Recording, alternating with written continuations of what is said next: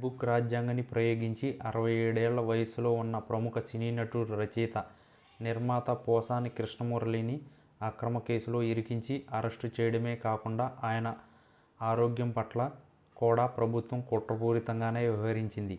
బుధవారం రాత్రి హైదరాబాదులో అరెస్టు చేసిన పోసాని కృష్ణమురళిని గురువారం రాత్రి కోర్టులో హాజరుపరిచి శుక్రవారం రాజంపేట సబ్ జైలుకు తీసుకెళ్లారు.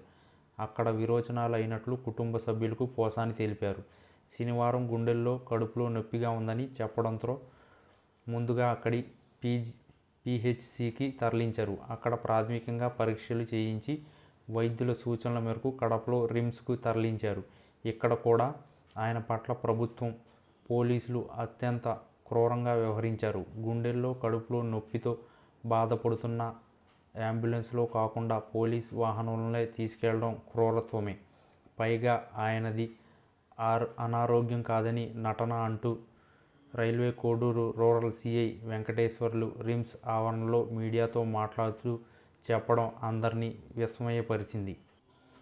67 ఏళ్ల వయసులో ఉన్న ఓ ప్రముఖ నటుడు, సీనియర్ సిటిజన్ పట్ల ఓ సీఐ ఇంత దారుణంగా మాట్లాడడం ప్రభుత్వం కర్కశత్వానికి నిదర్శనమని పలువురు మండిపడుతున్నారు. ఇదే తరుణంలో పోసాని కృష్ణమురళికి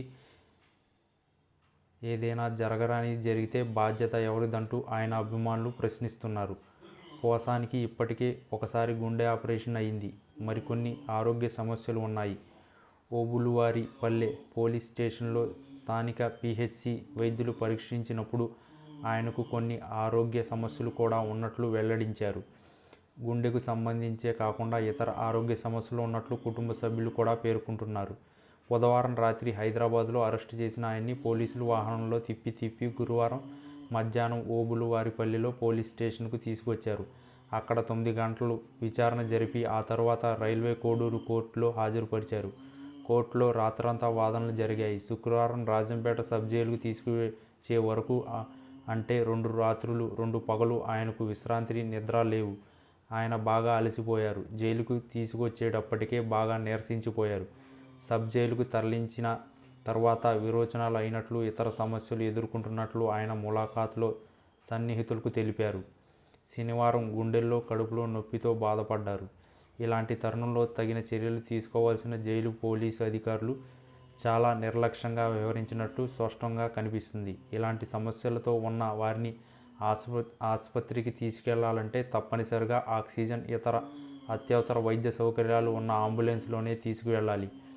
వైద్యులు వెంట ఉండాలి. రాజంపేట పీహెచ్సీలో ఈసీజీ, ఇతర ప్రాథమిక వైద్య పరీక్షలు అనంతరం మెరుగైన వైద్య సేవల కోసం కడపలోని రిమ్స్కు తీసుకువెళ్లాలని వైద్యులు సూచించడం ఒకంత తీవ్రతకు నిదర్శనమే.